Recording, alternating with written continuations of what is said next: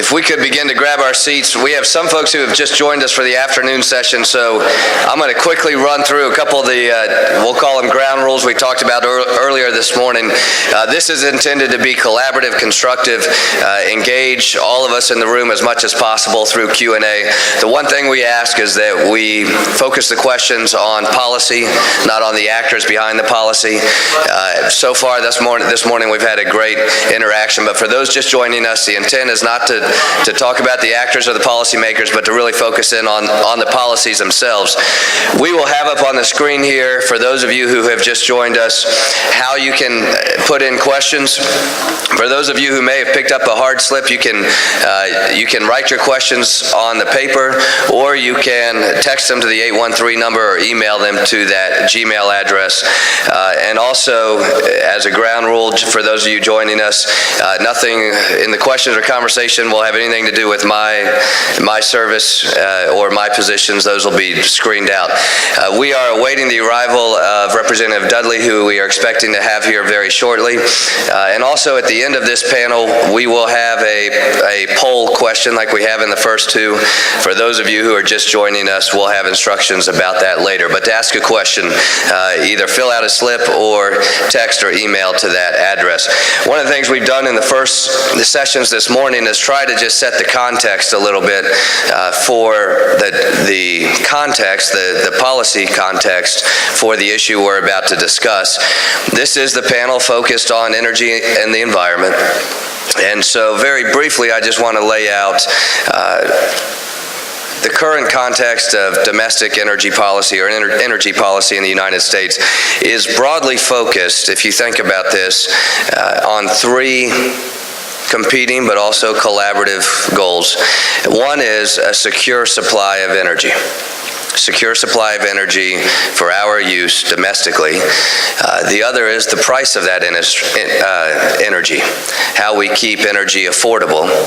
And then the third is how we have a supply of energy that is affordable in a way that protects the environment.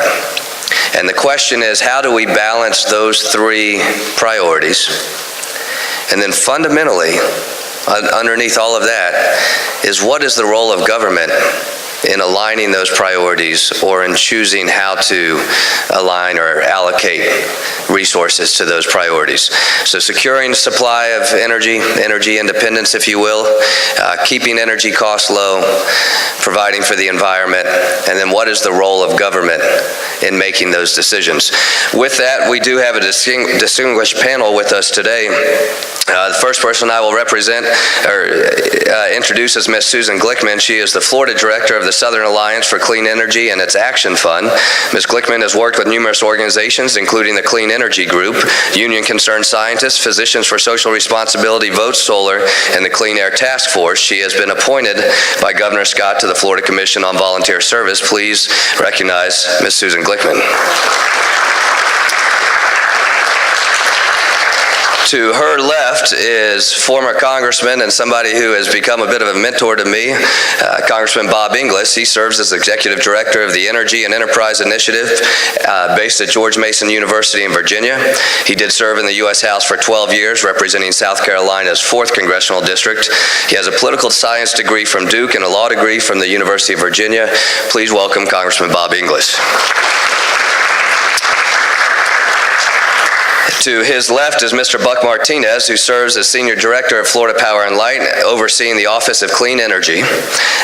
He has advanced Florida Power and Light's clean energy transformation from oil to natural gas and solar energy. Mr. Martinez holds an MBA degree from Nova Southeast. Please welcome Mr. Buck Martinez.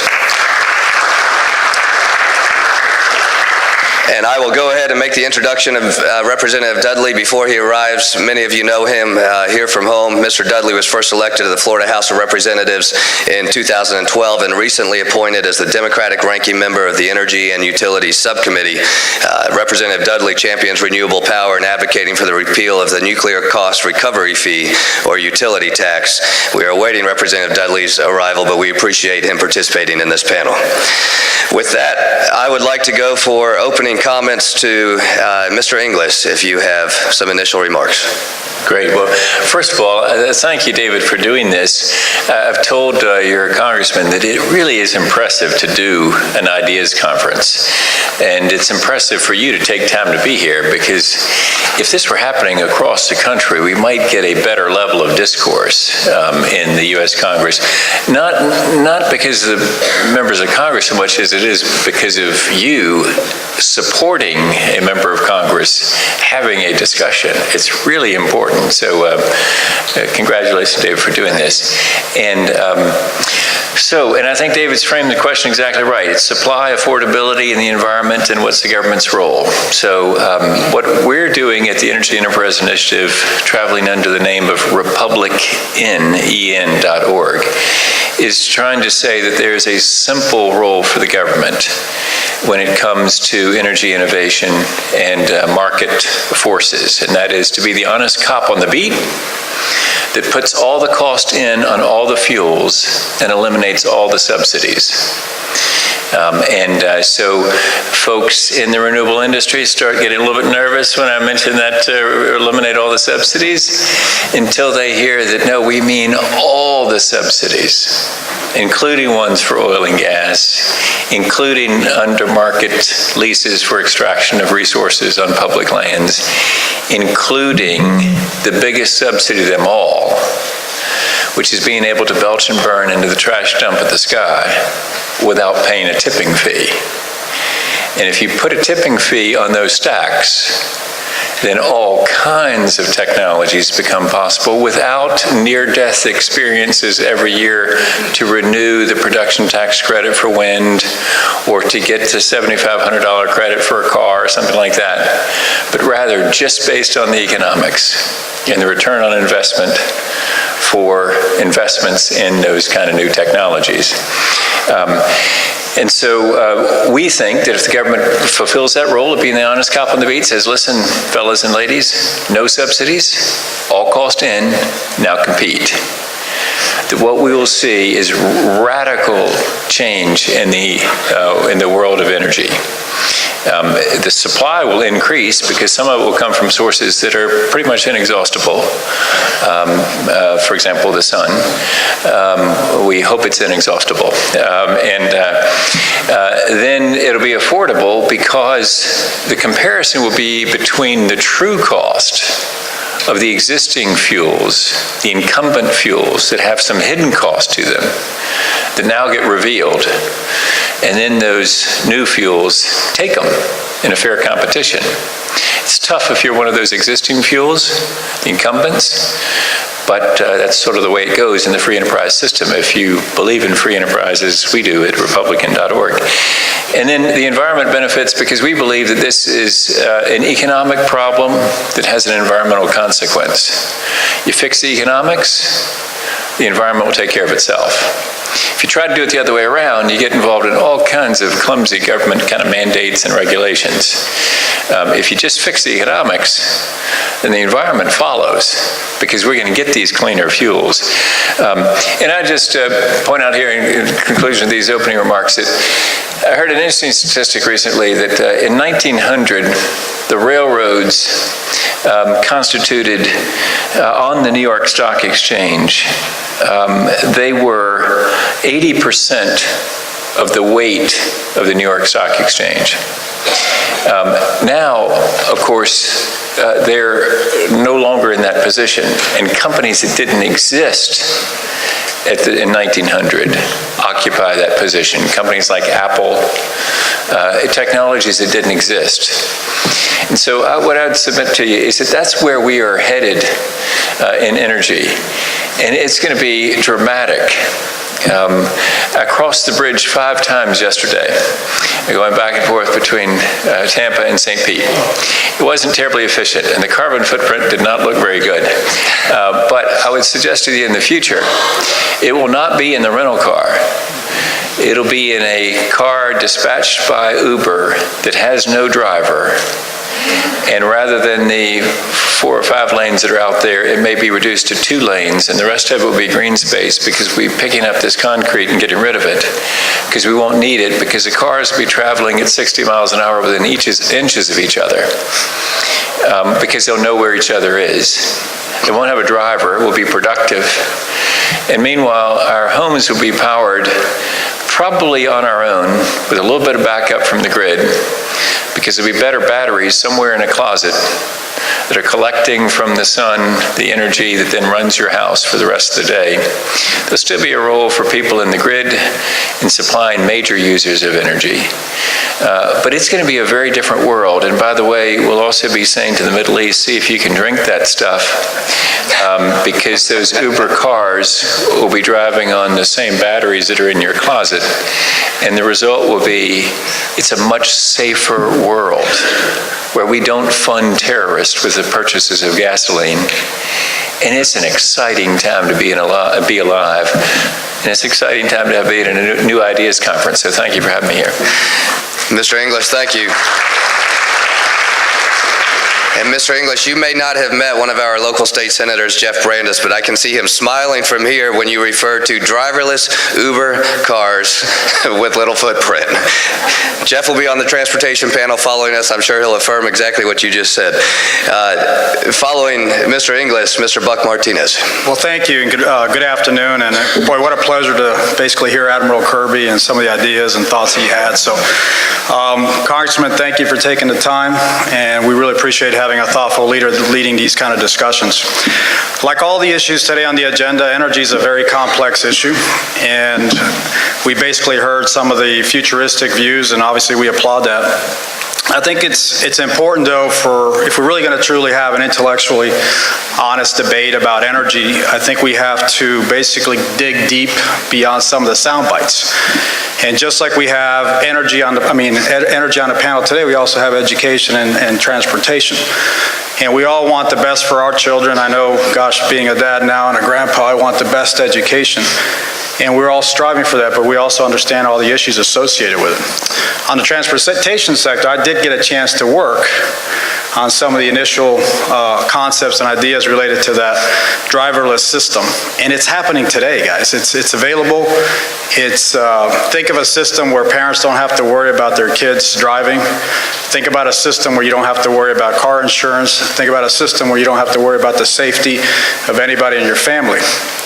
And today, a lot of the issues related to the energy sector that Mr. English talked about, candidly, it's already taking place on the energy front. We have basically been weaning off a lot of the foreign oil. And the real next challenge is going to be the transportation sector. So it's fascinating to see that that's on the agenda today. So I applaud you for that. The other thing that we value as a great country that we have is the ability to have differing opinions. So I think we're going to listen to some differing opinions today and how we get there. So on the energy front, there's a lot of stuff that's got to come together, and people are really talking about change. Progress is already taking place. I've had the fortune of working in the energy sector for over 30 years, and it's been amazing to see the change in the energy sector. But when you take a look at the last 10 years, that change has basically surpassed the change from all the previous years. So I've had the opportunity to witness a tremendous amount of stuff. One of the most fascinating things that I've witnessed is that we have weaned ourselves from all foreign oil in our company. We have basically done what your challenge was, to basically make the oil in the Middle East useless. So it's been a great ride. It's been a great opportunity for us to have that in our kitty. So I think some of the things that we need to talk about are really what's realistic, how will change take place, how often will some of these changes come to fruition during some of our lifetimes. And there's 3 different things. If you take a look at real aggressive change, I was part of the DOE initiative when we announced Sunshot, and that was kind of like the mission to the moon. It was the Department of Energy through Obama basically challenging the industry to say, how can you get to $1 a watt for utility scale solar? And at that time, solar was basically, and Susan, you can correct me on this, but I think it was about $4 a watt. So you're talking about not only incremental change, you're talking about exponential change. And guess what? Today, we're under $2 and digging deeper every day. So that's going to come to fruition because the initial challenge was by 2020. So you're already seeing some of those initiatives. So there's three things that I wanted to talk about on what's going to cause really transformation. One is solar. At FPL, we love solar. We've been in the solar business from the 1980s. We own the largest solar project in California back in 1980s. It's kind of the concentrated solar. I got the opportunity and the great pleasure of being able to develop the largest solar project in the country, the first one of its kind, in DeSoto County. And we had believe it or not, the President of the United States came to DeSoto County, and I remember sitting in that grassy field looking at all those cowboy hats in DeSoto County with the President of the United States basically introducing. And believe it or not, solar at that time was $6 a watt. And that seems like, just yesterday. And today we're going to be announcing that we're going to be expanding that project 3 times over, and the cost is going to be significantly below those $6 a watt. So that's happening, and we're going to be making, we've already made announcements that we're going to be creating 3 very large-scale utility projects here in the state of Florida, solar projects. So that's going to be really fascinating and exciting, and that's going to be taking place over the next year and a half. On the gas side, I think, we all hear the issue of a totally renewable world, but I think we have to be intellectually honest. Natural gas has created such a phenomenon in the United States. It has allowed us to be able to develop a conscience that basically says we could be energy independent. And we could be energy independent by weaning off the coal, we can be weaning off all the foreign oil. And in our company, we already have. We have basically done that. As a matter of fact, we just bought a coal plant to shut it down. So that's happening today. But by the same token, I think we have to realize that gas is a critical and fundamental issue for us. As a matter of fact, in our utility today, we have our rates today at FPL are lower than they were 10 years ago. So when you take a look at your own industries, whether it's healthcare, education, the food industry, it's very hard to see that phenomenon. And we can tell you right now that our costs are 10% lower than they were 10 years ago.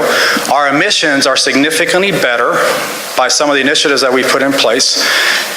And our reliability is 99.98%. So those 3 things that we talked about as part of your agenda are already coming to light. So gas is a critical component, and the other one I wanted to talk about is really quick is nuclear. We talk a lot about some of the issues in nuclear, but the reality is for us, we've been in the nuclear business for many years, and we've got an incredible story. Nuclear's allowed us to save hundreds of millions of dollars on fuel costs. It also has 0 emissions. So when you take a look at an emission-free society, when you combine natural gas, when you combine nuclear, you combine solar, our parent company also is the largest renewable energy company in the United States. We've got over $18 billion invested in wind and solar. So it's happening. It's happening as we speak. But I think it's going to be transition, and we got to be realistic in that how long that transition is going to take. But it's happening today, and we should applaud it. Because even though solar still makes up a very tiny component, less than 1% of the whole industry, guess what? If you take a look at all incremental generation last year that was built in the United States, 50% of it was wind and renewable energy, and wind and solar. So that transition is happening, and it's right in front of us today. So we are super excited about that. As a matter of fact, we at FPL, a utility, is supportive of the Obama administration's EPA plan on carbon reductions. So you don't really hear that from utilities. So that's happening today. So between the cost of our bills being reduced significantly, and a lot of that is obviously due to our natural gas portfolio, there's a lot of good stuff happening. So in closing, I've been a Floridian most of my life. I've raised 3 daughters in Florida. Now I got grandkids in Florida. There's nothing more important to me than leaving behind a Florida that has cleaner air and cleaner water and beautiful beaches than when we moved to this great state. So we're very proud of our record at FPL, and by God, we're going to make sure that we continue to live that legacy. Thank you, Mr. Martinez. Ms. Glickman.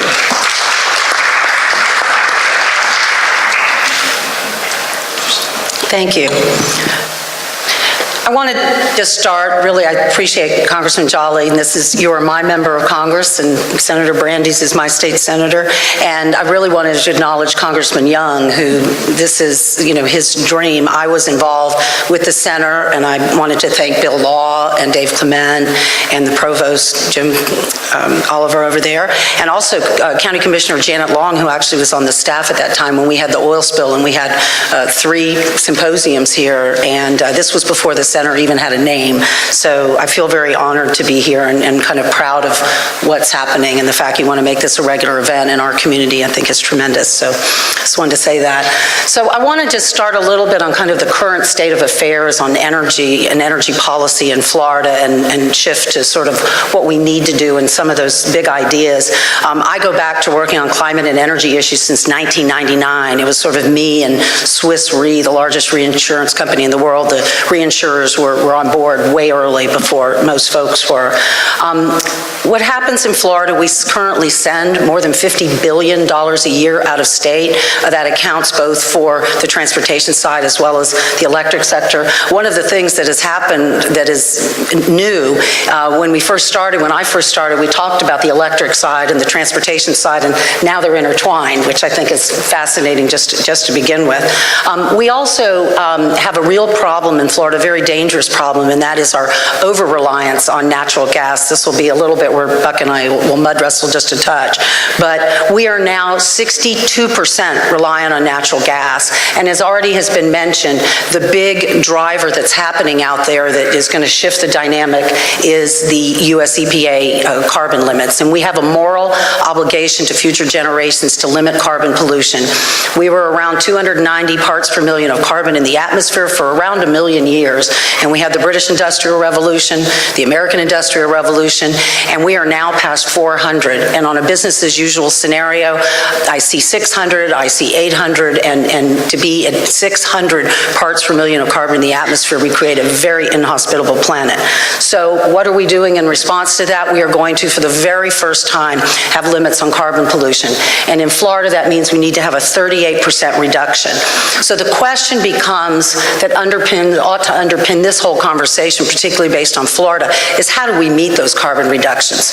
The US EPA has sort of laid out 4 different building blocks, and they're the building blocks of energy efficiency, renewables and solar, and natural gas and nuclear.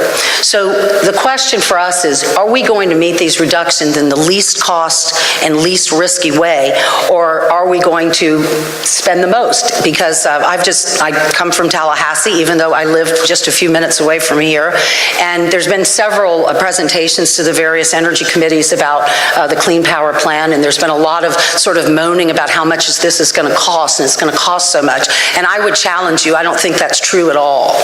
If we do it the right way, if we do it in the least cost way, and we take advantage of cost-effective energy efficiency and renewables, it will not cost more. The problem is, and here's the struggle, here's the old idea. So big investor-owned utilities have a business model, and it's like a waiter in a restaurant. The more that is spent, the more they make. So they get an allowed rate of return on their capital expenditures. So it's a very perverse incentive, because the incentive is on building. So the Edison Electric Institute, which is the think tank for the big utilities, in January of 2013 put out a report called Disruptive Challenges: The Financial Implications and Strategic Responses to a Changing Retail Electric Business. So because these incentives are misaligned, unfortunately, the utilities don't want to help people save more energy, and then, in turn, they're not helping people save more money. So very recently, the Florida Public Service Commission in December, right after the election, simply gutted energy efficiency programs for the state of Florida. And energy efficiency is the cheap stuff. It is the low-hanging fruit. And we even see it, I won't totally pick on Florida Power and Light, I'll equally pick on our local utility, Duke. I mean, there's been a big sort of dust-up between Duke and the city of St. Petersburg because they're giving them a difficult time just to put LED lights in the street lights, which you have to understand, they don't really want to sell fundamentally less energy because that's their relationship to their shareholders. So we need to realign these incentives. Unfortunately, I have a policy guru on my team at Southern Alliance for Clean Energy, and she did a little analysis and said that if Florida Power and Light alone were a state, the American Council for an Energy Efficient Economy ranks states on energy efficiency. Florida's 28. But if you based on the 2015 projections where Florida Power asked for and was granted by the Public Service Commission a 99% reduction in what were already very, I would describe as anemic energy efficiency goals.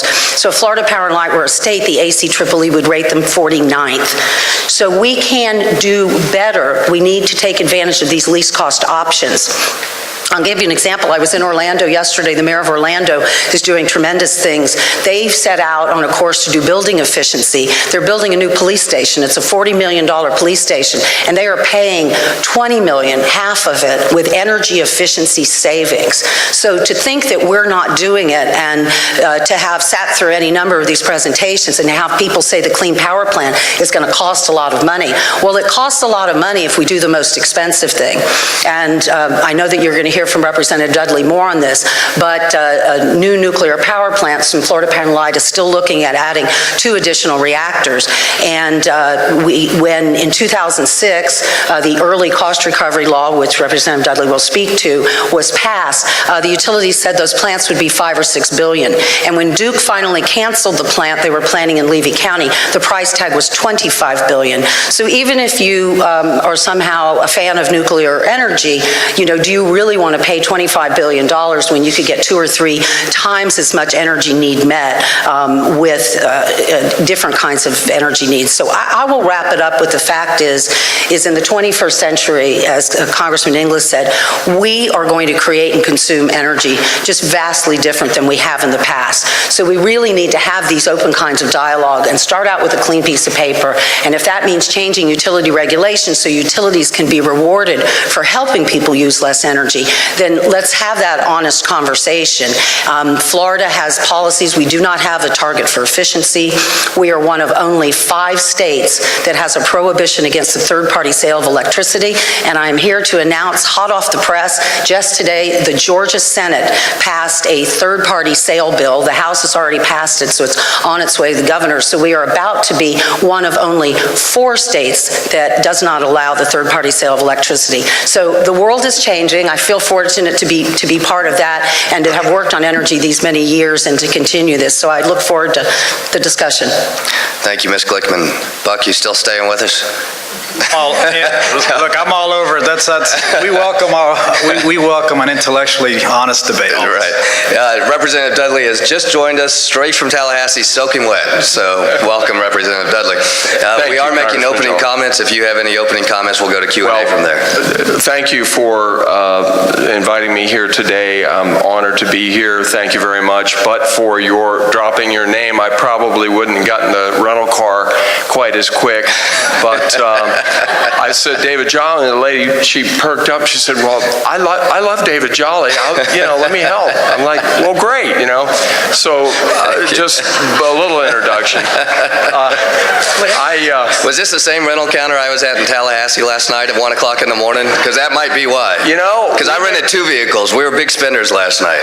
Well, that's amazing because we're crossing paths because last night I got off the floor and jumped in the car immediately. My wife was having her world premiere of this movie she helped write, create, whatever at the Gasparilla International Film Festival. So that was pretty exciting. Went there and got there, around 10:30, just before the movie began. So it was great. Our kids joined us and all that. And then jumped back in the car at about 2:30 to drive back to Tallahassee to get on the floor for session. You know how it is. So then took a little crop duster down here. And so... And here he is. Yeah, St. Pete Clearwater. So, no, just happy to be here. I got interested in this whole business energy policy for the state of Florida when looking at, when I ran for election, saw that we were paying this money, this surcharge in our bill, this utility tax, advanced nuclear cost recovery, is a long, sleepy name. I refer to it as utility tax. We're subsidizing the building of nuclear power plants and some other things that people wouldn't really initially believe we were having to pay for. But so the horrible thing that you all know about is the $3.2 billion that happened here that was taken from us here in this rate-paying region, initially set up by Progress and then additionally continued with Duke. You know, there may be some light in the tunnel, but it might be a train. We're not sure just yet, you know, what's going to happen with that. I've been working to try to repeal that. That is a blight on the people. Small, medium, and large businesses pay every month, you know, money taken out of their bills, and the big problem with it is that we've not gotten 1 kilowatt of nuclear power for all that money, and now we're finding out too that we're on the hook for potentially an additional $500 million. So these are the kind of arrangements that aren't beneficial to consumers. Some would argue that it's a great thing because nuclear power plants can be built even though they're not in the money, they're not economical, and that's why, and so it's not Dwight Dudley saying that it's a bad idea to build nuclear power plants. I have nothing personally against them, but it's Wall Street, and it's the financial gurus that say, we're not going to loan you money for those, we're not going to, you know, finance that technology presently. It's out of the money. You know, the former chief of Exelon Corporation had built a lot of nuclear power plants, said that they're out of the money by a factor of 5 because natural gas is, you know, would have to go 5 times more expensive than it is today. So that's just sort of an opening on one of the big elephants in the room. The other really huge elephant in the room is the joint venture activity that's happening. $191 million was granted to a utility company to produce natural gas on the Woodford Shale out in Oklahoma. We're in Florida. We don't really have you know, all the power that we might need to help regulate what goes on out there. This is a joint venture with a private company that actually has been rated as a below-grade investment company. It's called PetroQuest, and they have been rated below-grade investment by Standard & Poor's, Moody's, and Fitch's, all the leading financial services. So that $191 million is the opening amount. That's the tip of the iceberg. The rest of the ask is for $750 million annually, okay? The Florida Power has come to the defense, or Florida Power, the Public Service Commission come to the defense and said that this isn't a totally horrible deal in that it's going to save families $2 a year. So if you do the math on $750 million a year times 50 years, that's about $37 billion with a B dollars. So that's a lot of money, and the other power companies are deeply interested in this approach. So, you know, I talk about it whenever I can because I think it's something that we as consumers have to be vigilant about, that we need to see. The Public Service Commission does not have specific authority to do what they're doing, and it's funny because the Office of Public Counsel, which is a legislatively created body, is suing to try to stop the other legislatively created body, the Public Service Commission. So we have 2 of our children, we as the legislature have 2 of our children fighting. And what do?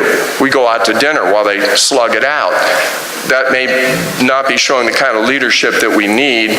We need to set a clear policy. We need to let the PSC know exactly what they shouldn't be doing and spell it out to them. There are other people that have filed suit against this whole joint venture thing. The Florida Industrial Power Users Group, Florida Retail Federation. So some people may say this is the best thing since sliced bread because free money is a wonderful thing if your shareholders don't have to take any risk, but in the United States, free market and capitalism, there's a risk-reward system. So when we take risk, sometimes we can get a reward. We shouldn't have zero risk and get all the reward, and that's what's happening with this situation. So that's just kind of a longer than brief overview of a couple big issues that I'm working on, and thank you. Very good. Thank you, Representative Dudley. So for our first question, and for those of you who joined after lunch today, weren't here for the morning, this is intended to really push some questions in terms of policy. So I'm going to start by pushing the panel a little bit with this question. What are the advantages of regulated utilities? Clearly, there's a model for why we have it. What are the advantages of regulated utilities? And the only reason I ask is I think it's clear where at least the three of you all closest to me stand right now. So I want to kind of push us. What are the advantages of regulated utilities? Sure, Buck, we'll start with you. Please, well, since I'm the only regulated utility in the room. I actually wanted to push the other three, but take it and run with it. No, I totally appreciate the opportunity. I'm going to mention it again because Representative Dudley wasn't here, but I want to reiterate that today, and even after listening to Susan, our rates are lower than they were 10 years ago.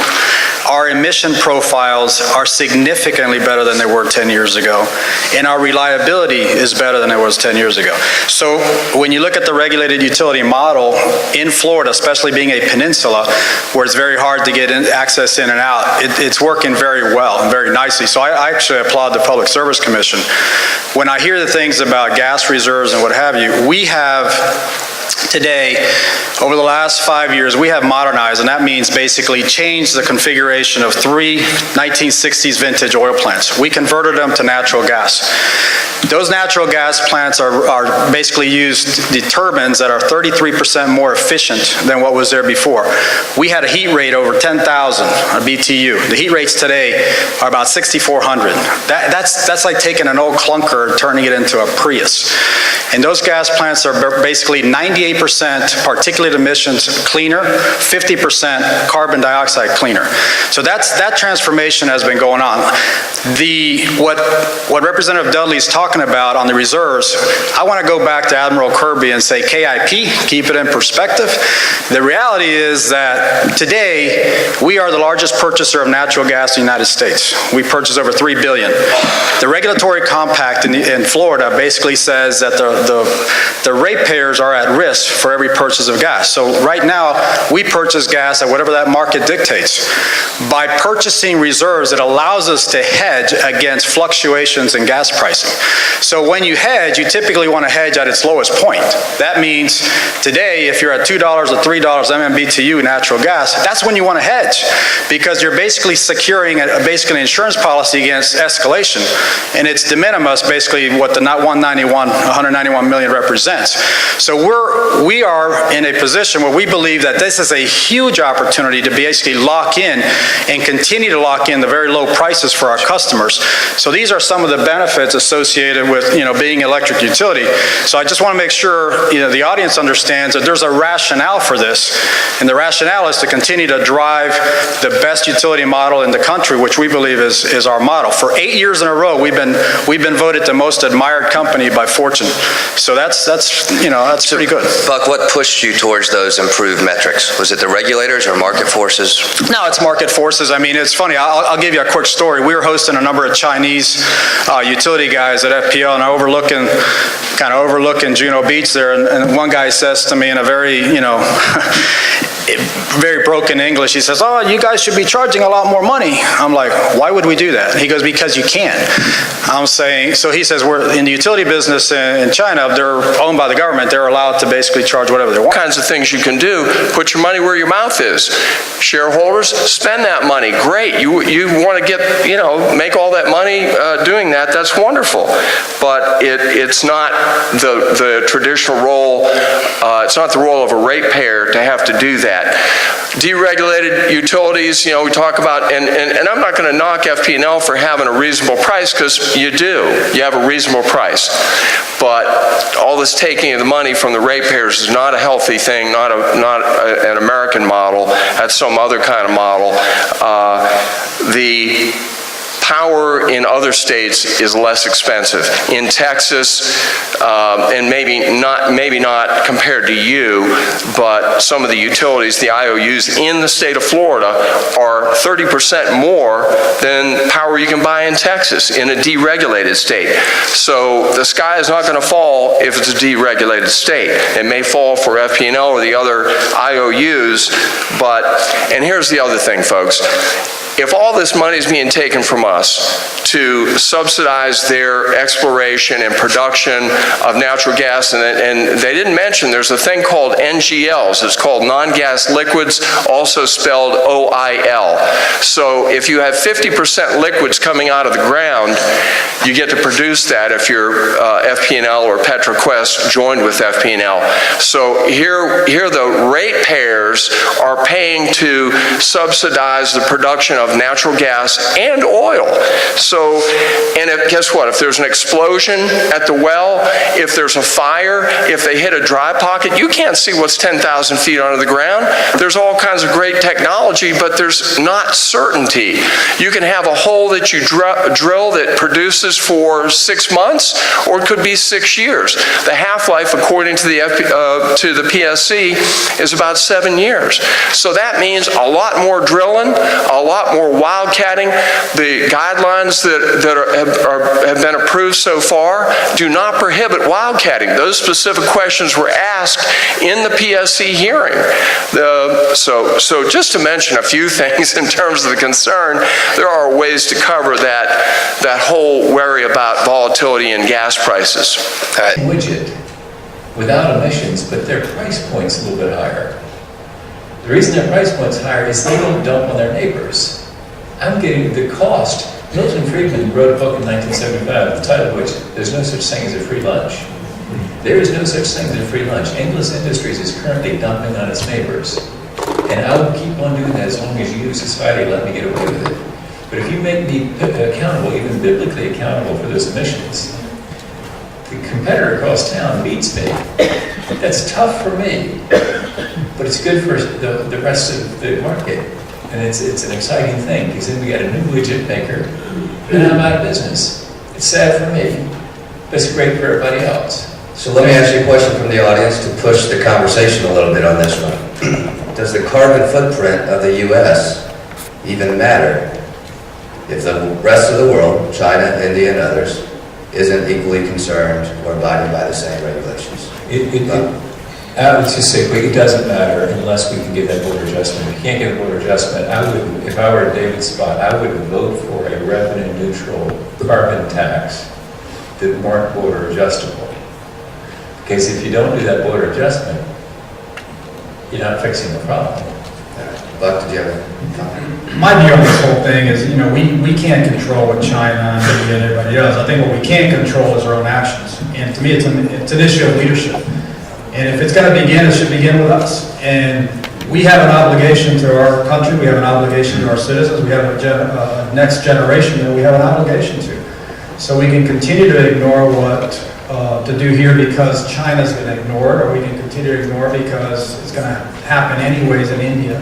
But the reality is, at some point, we got to set a stage, and we got to set a role for leadership in this world. And if we don't do it, who's going to do it? So, those are some of the issues we got to struggle with. And yes, unfortunately, it might cost a little bit more to our country. And I think the issue then becomes, and I totally understand the position. Are we in essence, forcing companies to move overseas. I hope we don't, but we got to make it. We got to make it attractive for companies to be here. We today have the best grid. We have the best and cheapest reliable forms of electricity in the world. But if we are not careful with the way we regulate, yeah, we are going to be basically enticing companies to go overseas. And just by the way, real quick, I mean, we're being a utility guy, we're fairly analytical. Everything we do has to be represented to a public service commission. It requires a tremendous amount of work. Most of you probably don't know that we put in 522 megawatts of nuclear power a couple years ago, and it's already saved over $100 million of fuel. So nuclear, whereby I heard all the issues related to cost recovery, our model has worked and worked very well. We've got an incredible track record with nuclear, where nobody has been able to bring in new nuclear. We have brought in new nuclear. We brought in 522 megawatts that went under the radar because it happened to go on time and on schedule. So just a plug for the nuclear piece.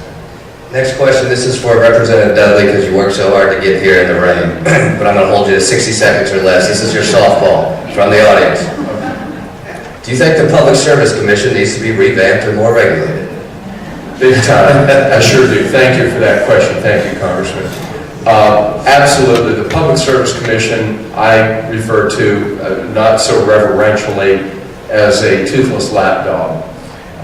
They sadly will roll over, play dead, or lick the IOUs, the industrial utilities, to death. So that's a yes. They're in deep love with the utilities, and we've seen no pushback from them virtually at all. And that's why I've been advocating for, and 2 years ago filed a bill to make it an elected public service commission, have 5 districts, district courts of appeal, follow those territories. That way we'll know who our public service commissioners are. We'll fire them when they don't respond to us. I think if we don't do that, we need to take the 2 words out of the title. It should just be the commission, take the public and the service out, because it's meaningless. All right. So next question, and we will be dealing with the issue of solar coming up as a community and a state. On energy subsidies, do non-solar users end up subsidizing solar users? Sure. Ms. Clinton. There's become a big debate about that, and I mentioned that report that the Edison Institute did about the financial implications of changing retail electric business. And what happened after that was that became the utilities and the fossil fuel industry began to sort of campaign, and there have been battles all over the state about this issue of the concept of net metering and the concept of system charges and standby charges. In just about every place that those battles have had, they have found that indeed there wasn't sort of a rightful need for that. After spending hundreds of millions of dollars in Arizona, they did end up doing a $5 system charge. The state of Nevada did a study that said someone who has solar is carrying 103% of their weight, because solar has value in and of itself. You don't have that transmission line loss. Again, utilities want centralized power they own and control, but a centralized power plant's usually kind of far away somewhere, and you have transmission line loss and they're sort of avenues. So the real utility walks, the value of solar returns to the grid. So I would suggest if there is some, it's probably more in the Arizona style of $5, not $50 or $100. And again, we know from the utilities' own documentation that their strategic response was to try to put onerous charges on people. So we are concerned that that is an effort, that's sort of a red herring.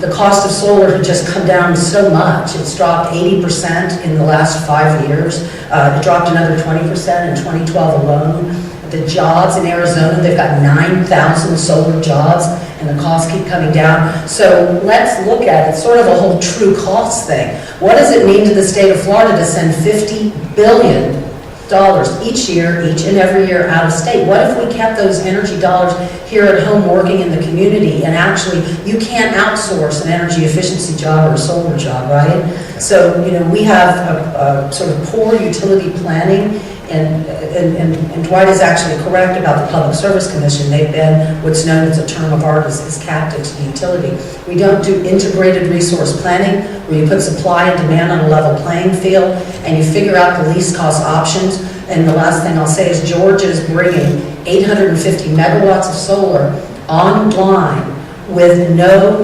upward pressure on rates. That's another utility need. They're not going to raise your rates because it comes out of an integrated resource plan and they line it up with peak demand. I mean, it's not uncomplicated, but we can do these things, and we need to not allow the utilities who have a captive market to put onerous charges out there. And again, they've been having these battles all over the country, so we have to learn from that and do the right thing here. Buck, do you have a comment to non-solar users subsidized solar? Yeah, the answer is definitely, absolutely. And basically what happens is, the way it works today, whether it's a rebate program or a net metering program, you basically get credited at retail rate. And so the cost of producing energy for us is about 3 pennies. But we compensate the user, the person that's using solar, at about whatever the cost is, 12 cents or whatever. So that delta is being paid by the ones that don't have solar. So the big challenge in the solar industry has been that those that can afford solar are being subsidized by those that can't. The way we're attacking this issue is we're going to be building 3 large-scale utility projects, which basically provide solar to all of our customers. And just like Susan mentioned, we're going to do it in a cost-effective, smart manner. It's not going to have an upward pressure. So in California today, where there's been a huge proliferation, they're paying 20.5 cents a kilowatt hour. You pay 10 if you live in FPL service territory. In New Jersey, you pay 14. Those are deregulated states. So, I mean, I think you have to make sure that you have the analytics. And if there is going to be a debate, it cannot be based on some political rhetoric that says, rooftop solar or net meter or whatever. Let's look at the numbers. Let's look at the math. The Public Service Commission is going to be doing a workshop that basically will encourage everybody to go in and say, how can we do this? We're big fans of solar. We want to build a lot of solar. But by the same token, the timing has to be right. And I think now the timing, we've announced 3 big projects. The reason the timing is right for us, we're leveraging our existing sites where we already have transmission, we already have the land, we already have all kinds of opportunities there that basically take advantage of the system. So I do believe that you're going to see a lot more solar in the state of Florida. We just got to make sure we do it in a smart manner where the analytics are laid out and everybody understands the true cost of what's going to happen. And I do believe, at least on the FPL side, we're going to be able to do it in a cost-effective manner. So, Buck, let me follow up, and folks, we're getting near the end. I'm going to steal about 5 extra minutes because we started about 5 minutes late. We kind of talked about this before when I asked the incentive for FPL achieving certain metrics. Question from the audience: how can we encourage utilities to be more green and lower their carbon footprint without mandates?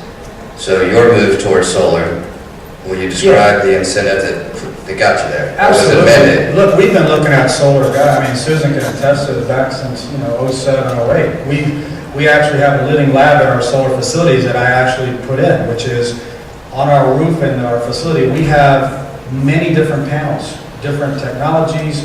We also have 2 big carports that have solar on top, and we use that. All of those are connected to a smart meter. We're basically assessing every second by second the production, the reliability of each of those panels. So we've been looking at this business for many years. The issue with solar, especially the way we're doing it, is it's not so much whether solar will produce power or not. Solar will work, and it'll work well. But you got to realize that solar only gives you power about 18% of the time. Because Florida does have a lot of clouds, and Florida does have a lot of rain, and guess what? It does become, at night, you don't get solar. So it's got to be a mix. So what Susan talks about is right. There's got to be a diverse portfolio. So we've been looking at solar as a way of diversifying our portfolio in the state.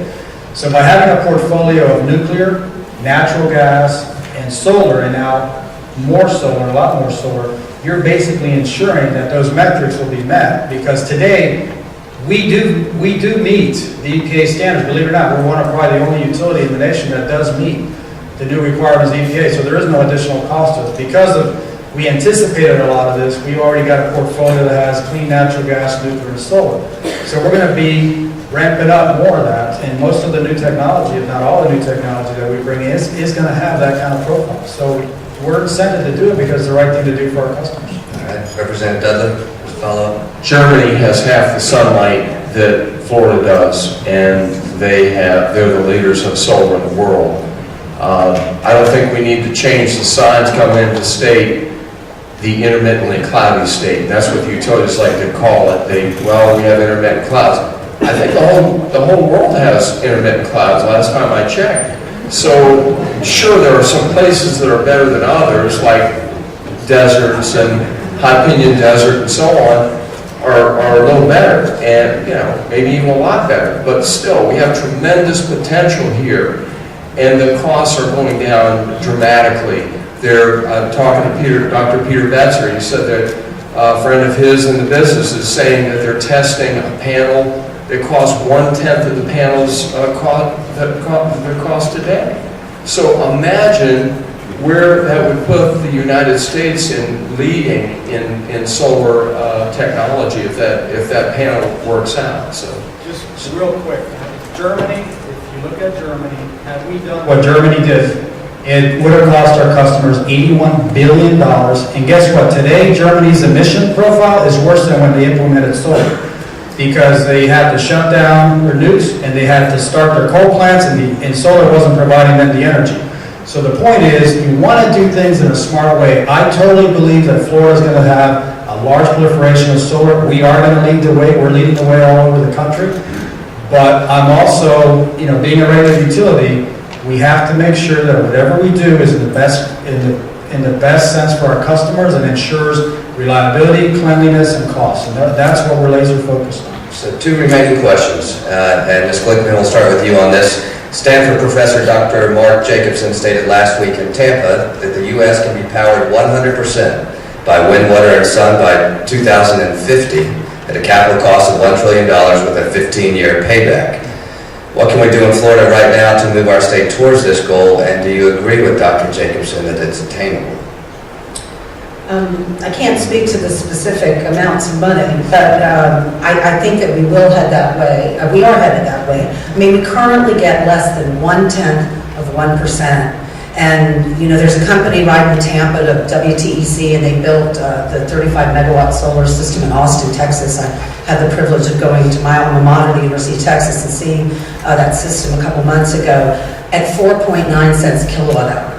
And if FPL can do an 80-megawatt system at 6.1 cents in Alabama, it reminds me of the scene from My Cousin Vinny where they're arguing over, do grits, cook faster in your kitchen than in your kitchen, and the entire murder, hung on how long the grits took to cook. So I don't understand why you all can, do a 6.1 cent system somewhere else, but not here. My money is with Elon Musk. Elon Musk in the next 6 months, Tesla, SpaceX, they're coming out with a lithium-ion battery. You are going to be living in a home and you're going to be running your air conditioner and your refrigerator at night on your $32,000 a year Tesla battery. We absolutely need a level playing field. I got into energy, and I told you, Congressman Jolly and Congressman Young had funded some projects with the Johns Hopkins School of Public Health because we were looking at the link with environmental hazards and chronic illness. I mean, what does that cost us? What does the asthma rate cost us? And what about the water in the state of Florida? 42% of our freshwater resources in this country go to power plants. Coal-fired power plants and nukes are huge users of power. I also thought about what Congressman said about the Clean Air Act. Another testament to this conference and the concept behind it. The reason we're doing it in the Clean Air Act, limiting carbon pollution, is because there's gridlock in Congress. The reason that Floridians for Solar Choice has a ballot measure to open up the third-party sale of electricity is because we think it's rather doubtful that the Florida legislators are going to go against the big investor in utilities, which have we did a report about a year ago that gave $18 million to state legislators, spent another $12 million on lobbyists. That's one lobbyist for every 2 legislators. Florida Power and Light, just in this cycle alone, and I'm not talking about the governor and the cabinet and the Republican Party and the Democratic Party, they get another $7.4 million just as state legislators. So the chances that we're going to pass a third-party sale bill in the state legislature, although I appreciate the work of Representative Dudley and Senator Brandeis, is pretty darn slim. So let me reclaim the time. The question was, can we achieve wind, water, and sun by 2050? From your industry perspective, Buck, do you think that's attainable?